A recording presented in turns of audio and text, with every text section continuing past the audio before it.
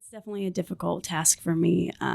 Again, being an introvert, it definitely sets me back. Sometimes you go into this anxiety or this depression and you just kind of have to cope with it and be that extrovert. And I think that is my biggest downfall. I'm rolling now. What's going on, Stay the Course podcast listeners? Sometimes when you put your vision out there, it may seem crazy. And I'm excited because I get to sit face to face with my guests, and now you guys get to see me. Beautiful. I know we have some incredible interviews and guests that you don't want to miss out on. Thanks for tuning in to another episode of the Stay the Course podcast. I'm your host, Jimmie Johnson. This podcast is a show where you get to meet some of the most influential thought leaders around the globe and hear their stories. My hope is that you're inspired, uplifted, and motivated to discover and fulfill your purpose and make a difference on this earth. And today, I'm so happy to be chatting with a former colleague of mine who used to work at WPBF 25 News and now just got a new gig at the Weather Channel. Her name's Britley Ritz. She's a meteorologist and excited to have you on the show. And a little bit about Britley. Most recently, she won an Emmy for a news special at WPBF 25 News. It's titled Surviving the Storm. So Britley, it's great to have you on the podcast. Thank you. It's good to be here. And it's crazy because me and you used to both work weekends together. And it was almost like I saw you every single day. And now we're just followers on Instagram. Yeah. Good thing social media still exists, right? Exactly. So I saw that you got this new promotion. I was like, she's heading out of town. Let me grab her before she leaves. Once again, congratulations. Thank you. I think that's incredible. I know you work extremely hard. You're extremely talented. You're too kind. And you made a big impact here in South Florida. One of those things that I love about you, while you obviously did the weather on the weekends and throughout the week with the incredible team at WPBF, you also spent time in local schools, sharing with students about, the weather and just about, your career and how they could also achieve that as well. Right. What do you love most about, those opportunities? I get to hopefully impact one of their lives somewhere down the road to inspire them to maybe become a local meteorologist, a national meteorologist, or somebody who's just behind the scenes who absolutely loves the science, which is kind of what I absolutely love to do, is to dig into it a little bit deeper, the research behind it all. Why is this happening? So maybe impact their lives in some sort of way in that STEM environment, which is up and coming lately. And being a female, there are very little females in this business. When it comes down to meteorology, I was the only female in my graduating class. So maybe getting another female to get out there and to do this science, which would be great. It's wonderful to talk to them about their experiences with weather.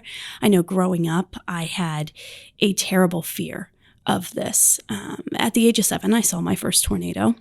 Really? And yeah, it freaked me out. I had got back from school. My mom had just finished up cleaning up the kitchen. She told me to go look outside the window.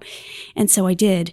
And that's when I saw it. And from that point on, I was terrified of a storm. So when I go to these weather classes and I talk about how I got started in this field, I tell them that story. And I ask them, what do you want to do for the rest of your life? You're 7 years old, you're 10 years old, you're 12 years old. What do you want to do? I don't know. And then you occasionally get the hand up. Oh, I want to be a doctor. I want to be an astronaut. The typical other football player, right? Yeah. The typical careers that kids usually choose. And then you get I want to be a meteorologist. And that's what melts my heart, is like, oh my gosh, you had an experience. Just yesterday, I went to a school up in Palm City and I was asking them that exact question. And I had a little boy raise his hand and he was telling me his experience with Dorian. They lived in the Bahamas when Dorian hit, and they lost everything. And then they moved to Palm City, and it was amazing to hear him talk about it. And I'm sure he'll be scared somewhere down the road when another hurricane tries to come our direction, or maybe even hits the Florida coastline. But something like that triggered something weather related. It's just impactful to me and to hopefully the students. Yeah, and it's unfortunate for his family, and there goes my computer. Thought I muted it there. Yeah, we turned everything off. Turned everything off. But anyway, that happens. But yeah, I know it's awesome to see those bright eyes, the potential, the futures that you're inspiring when you walk into those classrooms, and to see those little young girls and them say, "Hey, I want to be a meteorologist." Is probably just the most rewarding thing ever, right? Absolutely. And I've had a couple of those school talks where I go to and can I have your autograph? You're famous, right? No, far from it. But yeah, it's great to see their bright eyes and hope for the future. Absolutely. And obviously you've been in the business for several years now, and me and you both obviously work together, and we know what the industry is like. What are some of those things that while, you get to obviously have those inspiring talks, you get to go out in the community and meet those people who you are sharing that information with every single day. But what are some of those difficulties or struggles that you come across working in this field? Not being able to tell them everything, because like you said, we've been in this for several years and we know how difficult it is. Right. But we can't really tell them, how it really makes us feel, or maybe we can. And that may be something that would be influential to them later in life too, if they maybe want to do this career. But it's really difficult for me to tell them, how set back I am and how difficult it could be. I am not an extrovert. So being able to relay all of this information to a camera, to thousands of people is difficult. I get nervous still. And I get the opportunity to tell them that. But when you work double shifts or when you work quadruple shifts and you don't really get to tell them how unfortunate it can be to you when you lose that time with family or with friends, or maybe even your pets for that matter, because you're constantly at work. It's not always a good thing. And I don't want to set people back from that, because you know how it is. Yeah, but that's just the reality of it. It really is. People, I used to tell people all the time, they would see the glory of us on the TV screen, but they don't know the behind the scenes story of each individual person. And as a reporter for you have to deal with all of those stories, happy, bad, sad, all of them, which can impact your emotional status. And absolutely, it's difficult. Weather's kind of the same and kind of not. When you have a severe weather event and you see these people with tornadoes that just demolished everything, or a hurricane down here in Florida, for that example, Dorian that just demolished the Bahamas. It's difficult when we have to take all of that in. And I know we're not the ones dealing with it firsthand, but we have to cope with it as well as we broadcast and be, happy and keep that phase, that poker face, and not worry about it. And so being in this industry, obviously we work these incredible long shifts, hours, lots of time away from family and friends. What has been that biggest struggle for you? Obviously you said, being away from family and working those extremely long hours. It's definitely a difficult task for me. Again, being an introvert, it definitely sets me back. Sometimes you go into this anxiety or this depression and you just kind of have to cope with it and be that extrovert. And I think that is my biggest downfall. People do not believe me when I tell them that a lot of people in the news industry are not the most outgoing people. Right. But whenever you flip that live switch on, you say 3, 2, 1. You're a whole new person. You're a whole new person. Because I didn't even know that about you, because obviously we worked together, but we didn't work that closely because I was out in the field. Obviously you were in studio, and I would see you going in and going out. It's like, hey, hi, Britley, bye, Britley, and that sort of thing. Yeah. But to know that now, it makes so much sense, because when you first came into this room, I saw that you were kind of reluctant. You were a little shy. Yeah. And I was like, let's talk a little bit. I haven't seen you in a while. Let's warm up a little bit so you're more comfortable when, coming on air. Yeah. And it's just cool that you're being transparent and sharing that, because it just allows other people who may be in that frame of mindset thinking that they can't do it because they're fearful or they're shy or they're not really outgoing, but you can work beyond that. And so how did you work towards, building up that confidence? There were a lot of times, and I had a great professor, and I can't remember the name of that professor for the life of me. And I tell him that he's great, Right. But anyway, he told me, get out there and talk to yourself. It may seem like you're crazy, but when you're driving your car, just talk. Give a forecast. Put a story together. It doesn't even have to be about the weather. Just talk. And then when you're doing your hair, when you're putting on your makeup, talk to yourself then. Look at yourself like you are having a conversation with somebody, and get past that fear. I took voice classes. I did an internship. I did everything I could to get past that fear. When I first took my communications course in college, I would get sick. I would literally have to go to the bathroom and get sick before I came back and put a presentation together, a 5-minute presentation at that, very little time, in front of maybe 10 people. And it still made me nervous. To this day, I still get nervous. You saw it as I walked in. I'm nervous here, telling everybody about my story. I get nervous in front of that camera when I'm giving a forecast, even though I know that weather. For anybody who does get nervous, just know it's going to be okay. You can get past that. So give it your all. Forget about the fact that there are thousands of people out there watching you or listening to you. Just know that you're better than that. You're good. That's such good advice. And I know there's a lot of people out there who may struggle with that. And to hear from someone who's on TV like countless hours, to know that you're not, you face these difficulties every single day, but yet you push past that, shows perseverance, it shows courage.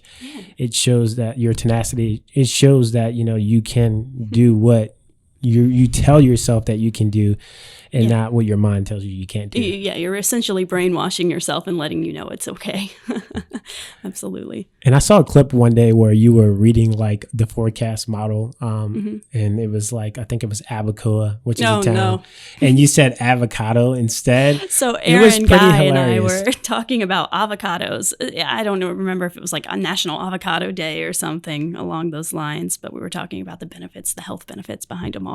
And we have this town in South Florida called Abacoa. I almost said avocado again. Right. But yeah, it's that lets you know that you're not perfect. You don't have to be perfect. When you're giving a forecast that is live television, you're going to make mistakes, and you just kind of have to laugh it off because, we are who we are. Yeah. And I thought that was pretty cool because you made light of the situation. And a lot of times people take these things very seriously. And I'm like, man, get over yourself. Yeah. It's just one little mess up. Just keep rolling with the punches. But that's awesome as well. But I know another thing that you face in your industry is sometimes those comments online that people leave that maybe they realize they're offending you, or maybe they don't, or they just don't have any class or taste. But like, just talk about that. Like, a lot of people, they see you on TV, but they don't realize the stuff that you have to deal with behind the scenes. Right. And just to, put it all out there, we're human too. Yeah. We're not perfect again. So when we receive these comments, being a female, I get a lot of inappropriate comments about pantyhose size, bra size, shape, figure. I know I'm skinny, but I eat. I absolutely love food. It's body shaming, that kind of stuff. I don't get a whole lot of negative comment on my actual broadcast, which is great, and that's good. Thank you for that. But yeah, as a female, you get a lot of the body shaming comments, which are very difficult, or, nice legs or something like that. And you got to think about these things. You are one person who has a significant other who can read these things. It's not very nice. So being able to see those things all the time via social media is very difficult.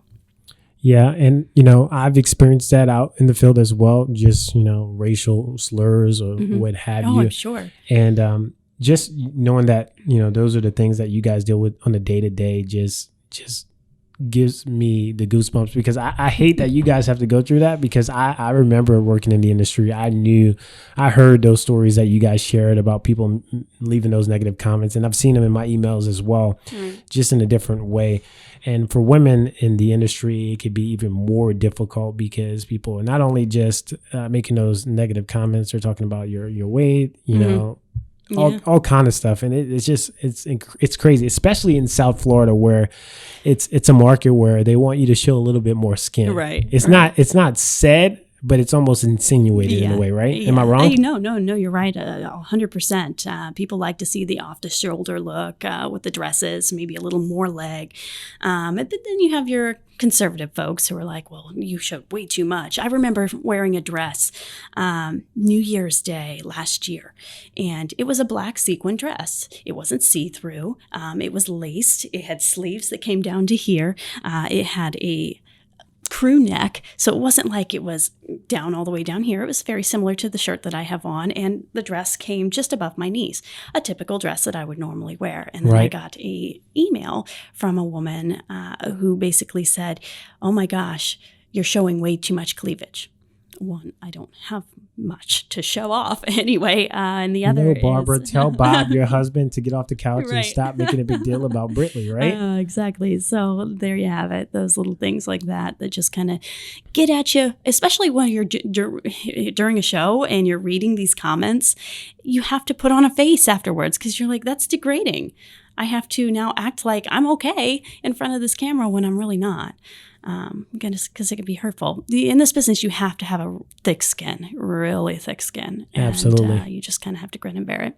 So what are some of those things that you do to obviously keep yourself motivated, to keep yourself in a positive mindset? Because, you see the negative stories that are covered, plus you get all of the different feedback from social media.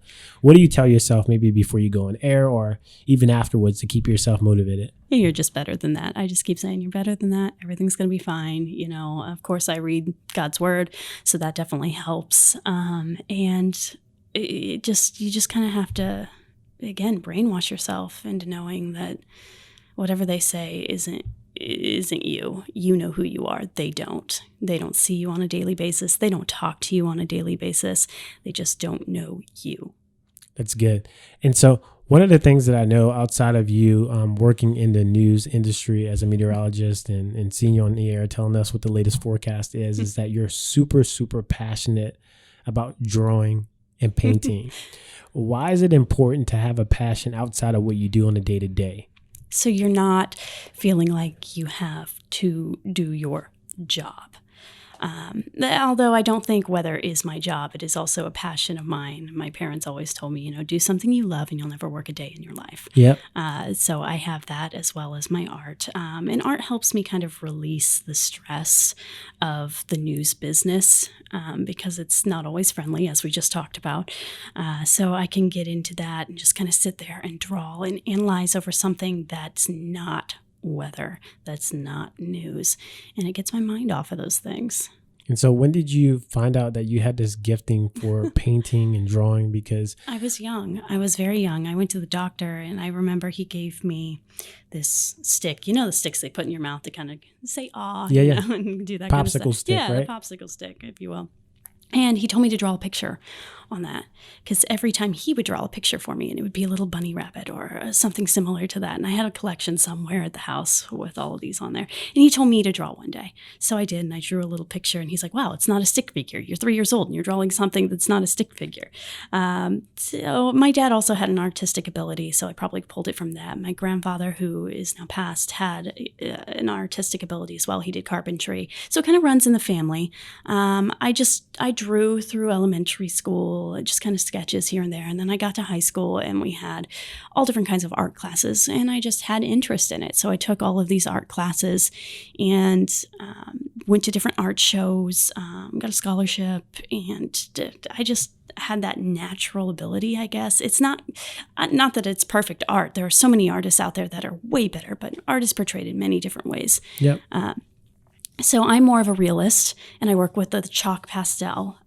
So I like to draw with my fingers. It's almost like a finger paint, if you will, with chalk, and I enjoy that. I also do pencil drawings too. So I don't know. I like it. I actually went to college to major in art. I wanted to do forensic art. So really? To take the anatomy of the body and learn that while drawing all at the same time. So the sketches that they ask for, the police department may ask for, or court may ask for, just to kind of figure out, well, this person has been dead for so many years. Let's figure out what they look like or something like that. So how did you make that transition from, art into Meteorology. weather. Yeah. It's a long story, but I can make it short. So, like I said, at the age of 7, I saw my first tornado and I was terrified. I mean, to the fact that I would make myself ill, that there was just a thunderstorm. I didn't know why a thunderstorm would produce a tornado, and we still don't. There are things that we do know that go into it, but we don't know why all the ingredients set up the way they do to create this tornado. Anyway, besides the point, we move on. I was afraid of tornadoes all the way up till I was 17, 18 years old. Wow. I mean, I was 17 years old in a bathtub crying because there was a tornado. And it's funny now because we can look back on it and go, you were 17 crying in a bathtub because it was storming. But I didn't know. And so I started picking up books in between that 7 to 18 time frame and learning about it all. I had an uncle who gave me a book from one of his friends who was majoring in meteorology, and I was 10 years old, and I was reading that. I was trying to figure it out, and I just grew that passion then. So when I got into high school, I was like, I'm going to do this. I'm going to major in weather. I'm going to do it. I'm going to do it. Turns out I still had a fear. The fear wasn't weather now. It was science and math, and I was scared of that. Because I'd never taken a physics course, because I've never taken a calculus course. Wow. Tested out of math on my ACTs. I actually got well above where I should have been in that. I actually was really good at it, and I didn't know. But when I went into college, I was still scared. So I started to major in art, kind of let that fear take over with the meteorology. When I was in my major in art, I realized that I was so much of a perfectionist, it was literally bringing me down. I was tired, I was depressed, I had a lot of anxiety, so I had to let that go. I took one meteorology course. It was Geography 101 at Ball State University in Muncie, Indiana, and absolutely loved it. I went to the dean's office that day, changed my major, and didn't look back. I had to take summer courses. I had to take calculus and physics and thermodynamics and dynamics, and you know what? I got over it. It wasn't as bad as I thought it was. And I also took a storm chasing class. It was a field study. It took me out across the Great Plains. Of course, it was in the middle of a death ridge, which means the jet stream's up here and the jet stream's down here, and nothing's happening in between. So it was hot and brutal. And the storm threat was either well up in the upper Midwest or further south in like New Mexico. But we made that trek, and I saw another tornado, and the fear's gone. So, wow. So you turned your pain into a passion. Yeah, absolutely. That's crazy. The story from you just being deadly afraid of tornadoes to now wanting to.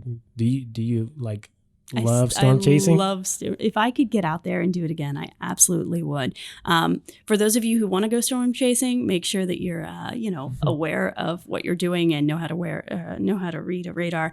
But anyway, yeah, I would love to get out there and do it again. My passion is to essentially save a life when it comes down to weather, because you hear of all of these people who just weren't aware, or poverty in Dixie Alley when we have these tornado outbreaks that come through there, these mobile home parks that just get swept away, and there was no shelter in place, no warning in place. Or if they did get a warning, they didn't get it over their phone or their weather radio, and just weren't paying attention. So that's kind of where my passion is now. That's where my heart is leading me.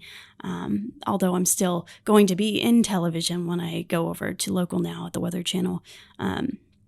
That's really where my heart is. So let's talk about your new gig, right, at the Weather Channel. Like, how did this even come about? My friends, my family, and of course my other half is up there. So I was trying to get up there, but I didn't even apply to this job. They reached out to me via LinkedIn. And I thought that was interesting because I don't really update my LinkedIn all that much. I put a new reel up and I adjust my cover letter and whatnot, my resume, and I thought, okay, we'll let it go and see where it's at. And I almost gave up because I had applied to a few jobs in Atlanta just to kind of get a feel at local television stations, or Delta also had opportunities available. The National Weather Service, I had been reaching out, even if it took me away from television, but nothing seemed to happen. So I gave up. And then I got that message back in November from a woman who's very nice, hired me, so I think she's great. But she reached out and said, hey, there's this opportunity here. Don't know if you'd be interested. Shoot me a letter back, or shoot me an email back and let me know. And I thought, this is an opportunity that I should probably take. Right. So I did that, and voila, here we are. And that's awesome because you're going to be working with their digital platform, Yes. which streams out to all the like different platforms. Mm-hmm. Like I guess you said Cheddar. Cheddar, and then they're working on Hulu and Netflix and stuff like that, and they're just growing.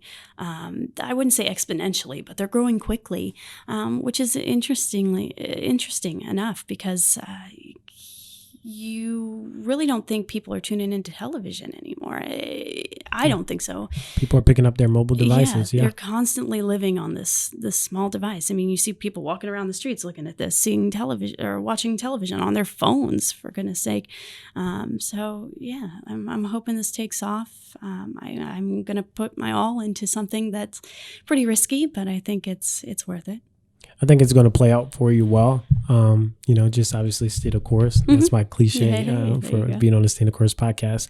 Well, Britley, at the end of each podcast interview, I always do a rapid fire question. We'll ask you 5 questions just randomly. Some are going to be this or that. Others are going to be fill in the blank. Mm-hmm. So I have 5 questions for you. Hopefully you're ready. Let's do it. All right, so number 1, what do you prefer to cover, tornadoes or hurricanes? And I now know this answer. Let's do tornadoes. Tornadoes. I hate when I blank. Overthink. Mm-hmm. That's a good one. Rain or snow? Rain. Rather no snow. Cake or pie? Oh, I don't like either. Really? Yeah. Okay. So not even key lime pie? You're here in South Florida. I know. I don't like key lime pie. Can we do, cheesecake. Cheesecake. Yeah, we can do it. It's good. Cake. Cheesecake Factory. Can't go wrong with that. Mm-hmm. Polka dots or stripes? Stripes. Is that because of like TV, if polka dots look weird on camera or something? I've just never had an interest in round shapes. Is that weird? Other than a tornado, right? Yeah. Oh, man. Well, Britley, it was a pleasure having you on Thank the Stay the you. Course podcast. I wish you the best in your endeavor at the Weather Channel in Atlanta. So let's stay in touch and let people know how they can stay in contact with you. Absolutely. You can follow me on Instagram. Just search Britley Ritz. I'm on Twitter as well. You can look Britley Ritz up there. And Facebook, it's Britley Ritz. Awesome. Thank you so much. Well, hey, everyone, thanks again for tuning in to the Stay the Course podcast. Make sure to subscribe, rate, and review the show. That's the only way this show grows, and that's the way we can reach more people so they can hear incredible stories like Britley's and so many others. But that's it for now. I'll see you next time.